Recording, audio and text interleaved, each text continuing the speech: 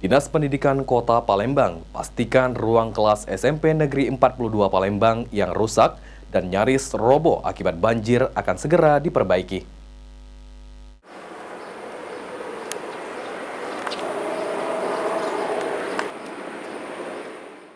Dinas Pendidikan Kota Palembang memastikan akan segera memperbaiki 2 ruang kelas di SMP Negeri 42 Palembang yang mengalami kerusakan dan nyaris roboh akibat banjir, sehingga menyebabkan siswa sempat belajar di musola sekolah. PLT Sekdin Pendidikan Kota Palembang, Kapiatul Ahlia menjelaskan, untuk kerusakan yang terjadi di ruang kelas SMP Negeri 42 Palembang akan segera diperbaiki. Namun perbaikan tersebut akan dilakukan secara bertahap.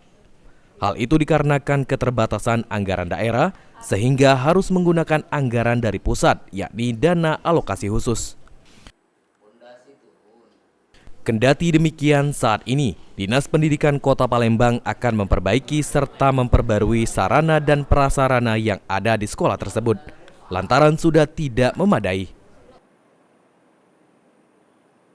SMP 42 kemarin itu juga masih dalam proses pengajuan.